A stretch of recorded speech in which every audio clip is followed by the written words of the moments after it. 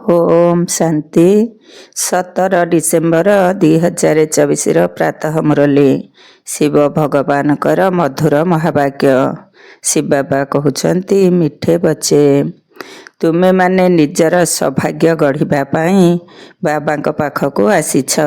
परम सौभाग्य से ही संतान मानकु मिली थाए जहाँकर सबु किछि ईश्वर स्वीकार करिथांती। तुमे माने निजर सौभाग्य गढ़िबा पाई बाबा पाखक आसीछ। परम सौभाग्य से ही संतान मानकु मिली थाए जहाँकर सबु किछि ईश्वर स्वीकार करिथांती। आजिर प्रश्न पिला मानकर केउं गोटिए भूल जोगु माया बहुत बलवान होई जाउछि। पिला मानकर केउं गोटिए भूल जोगु माया बहुत बलवान होई जाउछि। उत्तर पिला माने भोजन समय रे बाबा को भूली जाउछन्ति। बाबा को न खुआइबा कारणरू माया भोजन खाई जाउछि जहा द्वारा से बलवान होई जाउछि। पुणी पिला मानकु ही हैरान करुछि। यही छोट भूल पिला मानकु माया ठारू हराई देउछि। सेथिपाई बाबांकर आज्ञा हेउछि पिला माने जोगयुक्त होई भोजन कर। दृढ़ प्रतिज्ञा कर तुम सहित खाइबी। जेते मने पकाइब बाबा सेते खुशी हेबे। गीत आज नहीं तो कल बिखरेंगे यह बादल। ओम शांति। पिला माने जानुछंती कि आमर दुर्भाग्यर दिन परिवर्तित होई एबे सदा काल पई सौभाग्यर दिन आसुछि। पुरुषार्थर क्रम अनुसारे भाग्य बदली चलीछि। स्कूल रे मध्य भाग्य बदली थाए ना, अर्थात उच्च होई जाई थाए। तुमे भल भावरे जानिछ एबे यही रात्रि शेष हेबाकू जाउछि। वर्तमान आमर भाग्य बदलुछि। ज्ञानर वर्षा होई चलीछि। सेंसिबुल अर्थात ज्ञानी पिला माने जानिछंती बराबर दुर्भाग्यशाली रु आमे सौभाग्यशाली हेउछु अर्थात स्वर्गर मालिक हेउछु। पुरुषार्थर क्रम अनुसारे आमे निजर दुर्भाग्यरु सौभाग्य गढ़ुछु। एबे रातिरु दिन हेबाकू जाउछि। एकथा तुम पिला मानक व्यतीत आउ काहाकू जणा नाही। बाबा गुप्त अटंती तेणु तांकर कथा मध्य गुप्त अटे। जदिओ मनुष्य माने सहज राजयोग और सहज ज्ञानर कथा शास्त्र रे लिखिछंती किंतु जेउ माने लिखिछंती से माने तो मरी गलेनी। बाकी जेउ माने पढ़ुछंती से माने किछि बुझी पारु नाहंती काहेकि ना बुद्धिहीन अटंती। केते फरक रहिछि। तुमे मध्य पुरुषार्थर क्रम अनुसारे बुझुछ। समस्ते तो एकापरी पुरुषार्थ करू नाहंती। दुर्भाग्य काहाकू ओ सौभाग्य काहाकू कुहा जाए एकथा केवल तुमे ब्राह्मण माने ही जानिछ। अन्य समस्ते तो घोर अंधकार रे रहिछंती। तांकू बुझाई जाग्रत करिबाकू हेबो। सूर्यवंशी मानकू सौभाग्यशाली कुहा जाउछि। सही माने ही षोलकला संपूर्ण अटंती। जेउ बाबा स्वर्गर रचना करुछंती तांक द्वारा आमे स्वर्ग को जीवा पाई निजर सौभाग्य गढ़ुछु। जेउ माने इंग्राजी जानिछंती तांकू मध्य तुमे बुझाई परिबो जे आमे हेवेनली गॉड फादर अर्थात स्वर्गर रचयिता ईश्वर पितांक द्वारा स्वर्गर सौभाग्य गढ़ुछु। स्वर्गरे हेउछि सुख, नरकरे रहिछि दुख। गोल्डन एज अर्थात सत्य जुगरे सुख, आयरन एज अर्थात कली जुगरे दुख। एहा बिल्कुल सहज कथा अटे। आमे एबे पुरुषार्थ करुछु। इंग्रेज ख्रिस्टियान आदि बहुत आसीबे। कुह आमे एबे केवल स्वर्गर रचयिता एक ईश्वर पितांकु ही मने पकाउछु काहेकि ना मृत्यु सम्मुखरे छिड़ा होइछि। बाबा कहउछंती तुमको मो पाखकु आसीबाकू हेबो। जेपरि तीर्थकु जाइथांती ना बौद्ध मानकर निजस्व तीर्थस्थान रहिछि ଓ ଖ୍ରୀଷ୍ଟିଆନମାନଙ୍କର ନିଜର ତୀର୍ଥସ୍ଥାନ ରହିଛି। ପ୍ରତ୍ୟେକଙ୍କର ନିଜ ନିଜର ନୀତି ପ୍ରଥା ରହିଛି। ଆମର ଏଠାରେ ହେଲା ବୁଦ୍ଧିଯୋଗର କଥା। ଯେଉଁଠାରୁ ଅଭିନୟ କରିବାକୁ ଆସିଛୁ ସେହିଠାକୁ ପୁଣି ଯିବାକୁ ହେବ। ସେ ହେଉଛନ୍ତି ସ୍ୱର୍ଗ ସ୍ଥାପନ କରୁଥିବା ଈଶ୍ୱର ପିତା। ସେ ଆମକୁ କହିଛନ୍ତି, ଆମେ ତୁମକୁ ମଧ୍ୟ ସତ୍ୟ ରାସ୍ତା ବତାଉଛୁ। ବାବା ଈଶ୍ୱର ପିତାଙ୍କୁ ମନେ ପକାଇଲେ ଅନ୍ତିମ ସ୍ମୃତି ଅନୁସାରେ ଗତି ହୋଇଯିବ। କେହି ରୋଗଗ୍ରସ୍ତ ହେଲେ ତାଙ୍କୁ ସମସ୍ତେ ଯାଇ ସାବଧାନ କରାଇଥାନ୍ତି କି ରାମ ନାମ କୁହ। ବଙ୍ଗଳାରେ ଯଦି କେହି ମୃତ୍ୟୁର ଅନ୍ତିମ ସ୍ଥିତିରେ ରହିଥାନ୍ତି ତେବେ ତାଙ୍କୁ ଗଙ୍ଗା କୂଳକୁ ନେଇଯାଇ କହିଥାନ୍ତି, ହରିବୋଲ ହରିବୋଲ। ତେବେ ହରିଙ୍କ ପାଖକୁ ଚାଲିଯିବ। କିନ୍ତୁ କେହି ଯାଇନଥାନ୍ତି। ସତ୍ୟ ଯୁଗରେ ତ କେହି କହିବେ ନାହିଁ କି ରାମ ରାମ କୁହ ଅଥବା ହରିବୋଲ କୁହ। ଦ୍ୱାପରରୁ ପୁଣି ଏହି ଭକ୍ତି ମାର୍ଗ ଆରମ୍ଭ ହୋଇଥାଏ। ଏପରି ନୁହେଁ କି ସତ୍ୟ ଯୁଗରେ କୌଣସି ଭଗବାନ ଅଥବା ଗୁରୁଙ୍କୁ ମନେ ପକାଯିବ। ସେଠାରେ ତ କେବଳ ନିଜର ଆତ୍ମାକୁ ହିଁ ମନେ ପକାଯାଇଥାଏ। ମୁଁ ଆତ୍ମା, ଗୋଟିଏ ଶରୀର ଛାଡ଼ି ଆଉ ଗୋଟିଏ ନେବି। ସେଠାରେ ନିଜର ବାଦଶାହୀ ହିଁ ମନେ ରହିଥାଏ। ଜାଣିଥାନ୍ତି ଯେ ଆମେ ରାଜା ଘରେ ଯାଇ ଜନ୍ମ ନେବୁ। ଏହି ନିଶ୍ଚୟ ହୋଇଯାଇଛି କି ବାଦଶାହୀ ତ ମିଳିବ ନା। ବାକି କାହାକୁ ମନେ ପକାଇବେ ଅଥବା ଦାନ ପୁଣ୍ୟ କରିବେ। ସେଠାରେ କେହି ଗରିବ ରହିବେ ନାହିଁ। ଯେଉଁମାନଙ୍କୁ ଦାନ ପୁଣ୍ୟ କରିବେ। ଭକ୍ତି ମାର୍ଗ ନୀତି ପ୍ରଥା ଓ ଜ୍ଞାନ ମାର୍ଗର ନୀତି ପ୍ରଥା ଅଲଗା ଅଲଗା ଅଟେ। ଏବେ ତୁମେ ବାବାଙ୍କୁ ସବୁ କିଛି ଦେଇ 21 ଜନ୍ମର ବର୍ଷା ନେଇଛ। ବାସ୍, ପୁଣି ଦାନ ପୁଣ୍ୟ କରିବାର ଆବଶ୍ୟକତା ନାହିଁ। ଈଶ୍ୱର ବାବାଙ୍କୁ ଆମେ ସବୁ କିଛି ଦେଇଛୁ। ଈଶ୍ୱର ହିଁ ସ୍ୱୀକାର କରୁଛନ୍ତି। ସ୍ୱୀକାର ନ କଲେ ପୁଣି ଦେବେ କିପରି? ଯଦି ସ୍ୱୀକାର ନ କଲେ ତେବେ ତାହା ମଧ୍ୟ ଦୁର୍ଭାଗ୍ୟ ଅଟେ। ସ୍ୱୀକାର କରିବାକୁ ପଡ଼ିଥାଏ। ତାହେଲେ ପିଲାମାନଙ୍କର ସଂସାରର ମମତ୍ୱ ତୁଟିଯିବ। ଏହି ରହସ୍ୟ ମଧ୍ୟ ତୁମେ ପିଲାମାନେ ହିଁ ଜାଣିଛ। ଯେତେବେଳେ ଆବଶ୍ୟକ ନଥିବ ସେତେବେଳେ ସ୍ୱୀକାର କାହିଁକି କରିବେ? ଏଠାରେ ତ କିଛି ଧନ ଏକତ୍ର କରିବାର ନାହିଁ। ଏଠାରୁ ତ ମମତା ତୁଟାଇ ଦେବାକୁ ପଡ଼ିଥାଏ। ବାବା ବୁଝାଉଛନ୍ତି, ବାହାରକୁ କୁଆଡ଼େ ଗଲେ ନିଜକୁ ବହୁତ ହାଲକା ଅନୁଭବ କର। ଆମେ ଆତ୍ମା ବାବାଙ୍କର ସନ୍ତାନ ଅଟୁ। ଆମେ ଆତ୍ମା ରକେଟ ଠାରୁ ମଧ୍ୟ ତୀକ୍ଷ୍ଣ ଅଟୁ। ଏହିପରି ଦେହୀ ଅଭିମାନୀ ହୋଇ ଚାଲିଲେ କେବେ ହେଲେ ଥକିଯିବ ନାହିଁ। ଦେହର ଅଭିମାନ ଆସିବ ନାହିଁ। ଯେପରି ଏହି ପାଦ ଚାଲୁନାହିଁ, ଆମେ ଉଡ଼ି ଉଡ଼ି ଯାଉଛୁ।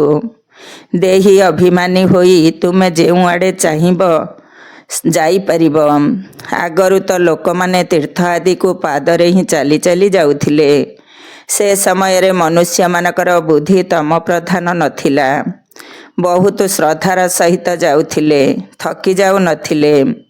ବାବାଙ୍କୁ ୟାଦ କରିବା ଦ୍ୱାରା ସାହାଯ୍ୟ ତ ମିଳିବ ନା। ଯଦିଓ ତାହା ପଥରର ମୂର୍ତ୍ତି ଅଟେ, କିନ୍ତୁ ବାବା ସେ ସମୟରେ ଅଳ୍ପ କାଳ ନିମନ୍ତେ ମନସ୍କାମନା ପୂର୍ଣ୍ଣ କରି ଦେଇଥାନ୍ତି। ସେ ସମୟରେ ରଜପ୍ରଧାନ ସ୍ମୃତି ଥିଲା। ତେଣୁ ତାହା ଦ୍ୱାରା ମଧ୍ୟ ବଳ ମିଳୁଥିଲା। ତୀର୍ଥଯାତ୍ରାକୁ ଚାଲି ଚାଲି ଗଲେ ମଧ୍ୟ ହାଲିଆ ଲାଗୁନଥିଲା। ବର୍ତ୍ତମାନ ତ ବଡ଼ ବଡ଼ ଲୋକମାନେ ତୁରନ୍ତ ଥକି ଯାଉଛନ୍ତି। ଗରିବ ଲୋକମାନେ ଅନେକ ତୀର୍ଥକୁ ଯାଇଥାନ୍ତି। ସାହୁକାର ଲୋକମାନେ ବହୁତ ଆଡ଼ମ୍ବର ସହିତ ଘୋଡ଼ା ଆଦିରେ ଯାଇଥାନ୍ତି। ଗରିବମାନେ ତ ପାଦରେ ଚାଲି ଚାଲି ଯାଇଥାନ୍ତି।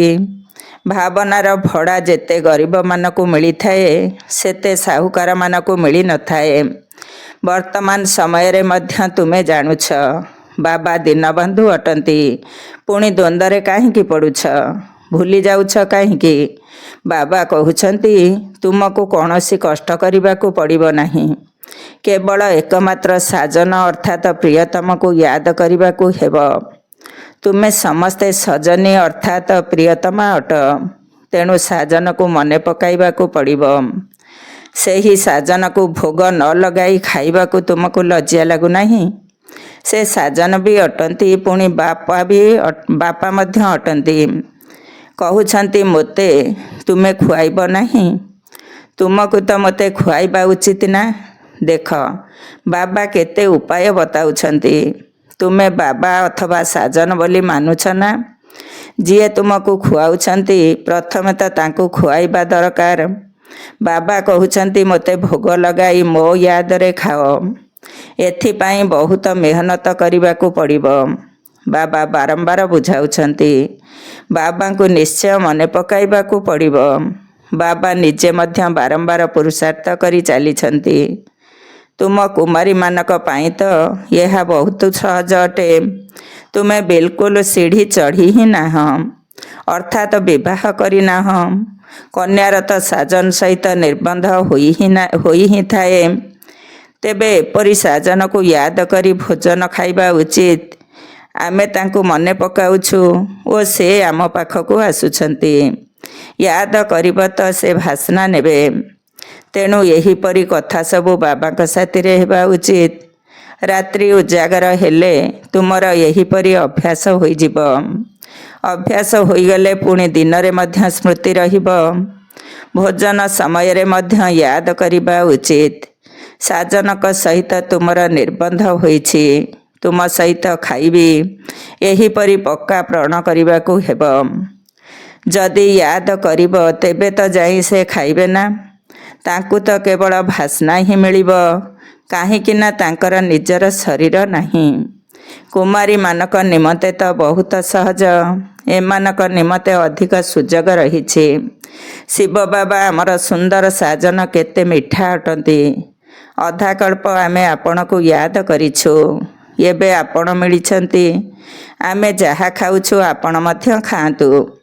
ଏପରି ନୁହେଁ ଯେ ଥରେ ମନେ ପକାଇଲ ବାସ୍ ପୁଣି ତୁମେ ନିଜେ ଖାଇ ଚାଲିବ, ତାଙ୍କୁ ଖୁଆଇବାକୁ ଭୁଲିଯିବ। ବାବାଙ୍କୁ ଭୁଲିଗଲେ ବାବା ଆଉ ଭୋଜନ ସ୍ୱୀକାର କରିବେ ନାହିଁ। ବହୁତ ଜିନିଷ ତ ଖାଉଛ, ଖେଚେଡ଼ି, ଆମ୍ବ, ମିଠା ଆଦି ଖାଉଛ। ଏପରି ନୁହେଁ କି ଆରମ୍ଭରୁ ମନେ ପକାଇଲ ପୁଣି ଭୁଲିଗଲ, ତେଣୁ ଅନ୍ୟ ଜିନିଷ ସେ କିପରି ଖାଇବେ। ସାଜନ ନ ଖାଇଲେ ତ ମାୟା ମଝିରେ ପଶି ଖାଇଯିବ। ତାଙ୍କୁ ଖାଇବାକୁ ଦେବ ନାହିଁ। ମୁଁ ଦେଖୁଛି ମାୟା ଖାଇଯିବାରୁ ସେ ବଳବାନ ହୋଇଯାଉଛି ଓ ତୁମକୁ ହରାଇ ଚାଲିଛି। ବାବା ସବୁ ଯୁକ୍ତି ବତାଉଛନ୍ତି। ବାବାଙ୍କୁ ୟାଦ କଲେ ବାବା ଅଥବା ସାଜନ ବହୁତ ଖୁସି ହେବେ। କହୁଛ ବାବା ତୁମ ସହିତ ବସିବୁ, ତୁମ ସହିତ ଖାଇବୁ, ଆମେ ଆପଣଙ୍କୁ ମନେ ପକାଇ ଖାଉଛୁ। ଜ୍ଞାନ ଦ୍ୱାରା ଜାଣୁଛୁ ଯେ ଆପଣ ତ ବାସନା ହିଁ ନେବେ। ଏହା ତ ଉଦ୍ଧାର ନେଉଥିବା ଶରୀର ଅଟେ। ମନେ ପକାଇବା ଦ୍ୱାରା ସେ ଆସିଥାନ୍ତି। ସମସ୍ତ ଆଧାର ତୁମର ୟାଦ ଉପରେ ହିଁ ରହିଛି। ଏହାକୁ ଯୋଗ କୁହାଯାଉଛି। ଯୋଗ କରିବାରେ ମେହନତ ରହିଛି। ସନ୍ନ୍ୟାସୀ ଉଦାସୀ ଏପରି କେବେ କହିପାରିବେ ନାହିଁ। ତୁମର ଯଦି ପୁରୁଷାର୍ଥ କରିବାର ଅଛି ତେବେ ବାବାଙ୍କ ଶ୍ରୀମତକୁ ନୋଟ୍ କର, ପୁରା ପୁରୁଷାର୍ଥ କର। ବାବା ନିଜର ଅନୁଭବ ବତାଉଛନ୍ତି। କହୁଛନ୍ତି ଯେପରି କର୍ମ ମୁଁ କରୁଛି ତୁମେ ମଧ୍ୟ କର। ସେହି କର୍ମ ମୁଁ ତୁମକୁ ଶିଖାଉଛି। ବାବାଙ୍କୁ ତ କର୍ମ କରିବାର ନାହିଁ। ସତ୍ୟ ଯୁଗରେ କେହି କର୍ମଭୋଗ ଭୋଗନ୍ତି ନାହିଁ। ବାବା ବହୁତ ସହଜ କଥା ବତାଉଛନ୍ତି।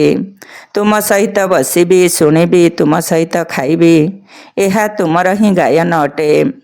ସାଜନ ଅଥବା ପିତା ରୂପରେ ୟାଦ କର। ଗାୟନ ରହିଛି ନା। ବିଚାର ସାଗର ମନ୍ଥନ କରି ଜ୍ଞାନର ପଏଣ୍ଟ ସେ ବାହାର କରିଥାନ୍ତି। ଏହିପରି ଅଭ୍ୟାସ କରିବା ଦ୍ୱାରା ବିକର୍ମ ମଧ୍ୟ ବିନାଶ ହେବ, ସୁସ୍ଥ ମଧ୍ୟ ରହିବ। ଯିଏ ପୁରୁଷାର୍ଥ କରିବେ ତାଙ୍କର ଲାଭ ହେବ, ଯିଏ ନ କରିବେ ତାଙ୍କର କ୍ଷତି ହେବ। ସାରା ଦୁନିଆ ତ ସ୍ୱର୍ଗର ମାଲିକ ହେବେ ନାହିଁ। ଏସବୁ ମଧ୍ୟ ହିସାବ କିତାବ ରହିଛି। ବାବା ବହୁତ ଭଲ ଭାବରେ ବୁଝାଉଛନ୍ତି। ଗୀତ ତ ଶୁଣିଲ କି ବାସ୍ତବରେ ଆମେ ଯାତ୍ରା କରୁଛୁ। ଯାତ୍ରା ସମୟରେ ଭୋଜନ ଆଦି ତ ଖାଇବାକୁ ପଡ଼ିଥାଏ। ସଜନୀ ସାଜନ ସହିତ ପିଲାମାନେ ବାପାଙ୍କ ସହିତ ଖାଇଥାନ୍ତି। ଏଠାରେ ମଧ୍ୟ ଏହିପରି ହେଉଛି। ତୁମର ସାଜନଙ୍କ ସହିତ ଯେତେ ଲଗନ ରହିବ ସେତେ ଖୁସିର ପାରଦ ଚଢ଼ିବ। ନିଶ୍ଚୟ ବୁଦ୍ଧି ବିଜୟୀ ହୋଇଯିବ। ଯୋଗ ଅର୍ଥାତ୍ ଦୌଡ଼। ଏହା ବୁଦ୍ଧି ଯୋଗର ଦୌଡ଼ ଅଟେ। ଆମେ ଛାତ୍ର ଅଟୁ। ଶିକ୍ଷକ ଆମକୁ ଦୌଡ଼ିବା ଶିଖାଉଛନ୍ତି। ବାବା କହୁଛନ୍ତି ଏପରି ଭାବ ନାହିଁ ଯେ ଦିନରେ କେବଳ କର୍ମ ହିଁ କରିବାକୁ ହେବ। କଇଁଛ ସଦୃଶ କର୍ମ କରି ପୁଣି ୟାଦରେ ବସିଯାଅ। ଭ୍ରମରି ସାରା ଦିନ ଭୁଁ ଭୁଁ କରିଥାଏ। ପୁଣି କେହି ଉଡ଼ିଯାଆନ୍ତି, କେହି ମରିଯାଆନ୍ତି। ତାହା ତ ଏକ ଉଦାହରଣ ଅଟେ। ଏଠାରେ ତୁମେ ଭୁଁ ଭୁଁ କରି ଜ୍ଞାନ ଶୁଣାଇ ଶୁଣାଇ ନିଜ ସଦୃଶ କରୁଛ। ଏଥିରେ କାହାର ତ ବହୁତ ସ୍ନେହ ରହିଥାଏ। କେହି ପୁଣି ବ୍ରାହ୍ମଣ ଜୀବନରୁ ମରିଯାଇଥାନ୍ତି, କେହି ଅଧାରେ ରହିଯାଆନ୍ତି, ପଳାଇ ଯାଇ ପୁଣି କୀଟ ହୋଇଯାଆନ୍ତି। ତେଣୁ ଏହିପରି ଭୁଁ ଭୁଁ କରିବା ବହୁତ ସହଜ ଅଟେ। କଥାରେ ଅଛି, ମନୁଷ୍ୟରୁ ଦେବତା ହେବା ପାଇଁ ସମୟ ଲାଗିନଥାଏ। ବର୍ତ୍ତମାନ ଆମେ ଯୋଗ ଲଗାଉଛୁ, ଦେବତା ହେବା ନିମନ୍ତେ ପୁରୁଷାର୍ଥ କରୁଛୁ। ଏହି ଜ୍ଞାନ କେବଳ ଗୀତାରେ ଥିଲା। ସେ ମନୁଷ୍ୟରୁ ଦେବତା କରିଯାଇଥିଲେ। ସତ୍ୟ ଯୁଗରେ ତ ସମସ୍ତେ ଦେବତା ଥିଲେ। ନିଶ୍ଚିତ ସଙ୍ଗମ ଯୁଗରେ ହିଁ ଆସି ସେମାନଙ୍କୁ ଦେବତା କରାଇଥିବେ। ସେଠାରେ ତ ଦେବତା ହେବା ପାଇଁ ଯୋଗ ଶିଖାଇବେ ନାହିଁ। ସତ୍ୟଯୁଗ ଆଦିରେ ଦେବୀ ଦେବତା ଧର୍ମ ଥିଲା ଓ କଳିଯୁଗ ଅନ୍ତରେ ଆସୁରୀ ଧର୍ମ ରହିଛି। ଏହି କଥା କେବଳ ଗୀତାରେ ହିଁ ଲେଖାଯାଇଛି।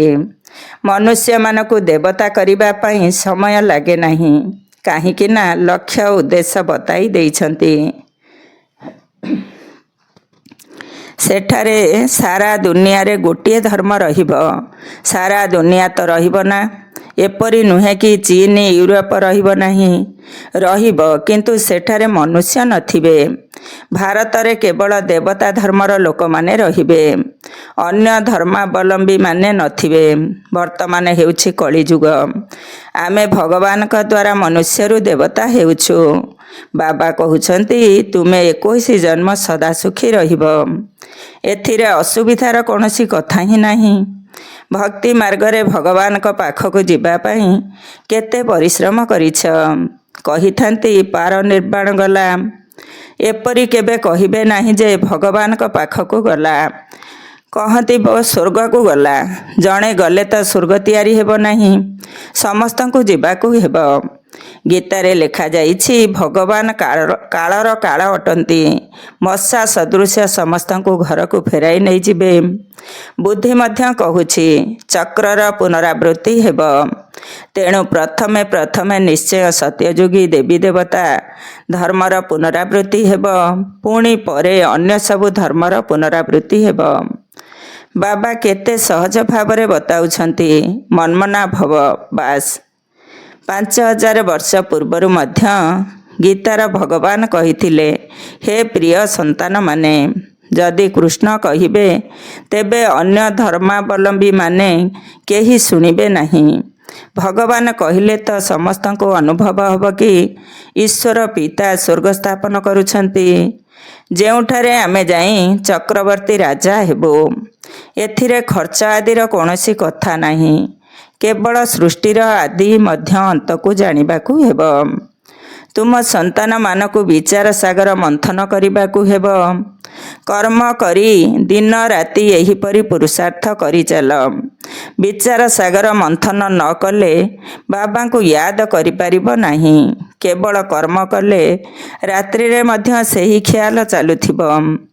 ଯେଉଁମାନେ ଘର ତିଆରି କରୁଛନ୍ତି ତାଙ୍କର କେବଳ ଘର ତିଆରି କରିବାର ହିଁ ଖିଆଲ ଆସିବ। ଯଦିଓ ବିଚାର ସାଗର ମନ୍ଥନ କରିବାର ଦାୟିତ୍ୱ ଏହାଙ୍କ ବା ବ୍ରହ୍ମା ବାବା ଉପରେ ରହିଛି, କିନ୍ତୁ କହୁଛନ୍ତି କଳସ ଲକ୍ଷ୍ମୀକୁ ଦିଆଯାଇଛି। ତେଣୁ ତୁମେ ଲକ୍ଷ୍ମୀ ହେଉଛ ନା? ଆଚ୍ଛା, ମିଠା ମିଠା ଶିଖିଲ ଧେ ସନ୍ତାନମାନଙ୍କ ପ୍ରତି ମାତା ପିତା ବାପଦାଦାଙ୍କର ମଧୁର ସ୍ନେହ ସମ୍ପନ୍ନ ଶୁଭେଚ୍ଛା ଏବଂ ସୁପ୍ରଭାତ। ଆତ୍ମିକ ପିତାଙ୍କର ଆତ୍ମିକ ସନ୍ତାନମାନଙ୍କୁ ନମସ୍ତେ। ଆମ ଆତ୍ମିକ ସନ୍ତାନମାନଙ୍କର ଆତ୍ମିକ ବାପଦାଦାଙ୍କୁ ନମସ୍ତେ ନମସ୍ତେ ଏବଂ ସୁପ୍ରଭାତ। ଧାରଣା ପାଇଁ ମୁଖ୍ୟ ସାର 1 ନମ୍ବର। ଶ୍ରୀମତକୁ ନୋଟ କରି ଅର୍ଥାତ୍ ଖାତାରେ ଲେଖି ପୁରୁଷାର୍ଥ କରିବାକୁ ହେବ। ବାବା ଯେପରି କର୍ମ କରି ଶିଖାଇଛନ୍ତି ସେହିପରି ହିଁ କରିବାକୁ ହେବ। ବିଚାର ସାଗର ମନ୍ଥନ କରି ଜ୍ଞାନର ପଏଣ୍ଟସ୍ ବାହାର କରିବାକୁ ହେବ।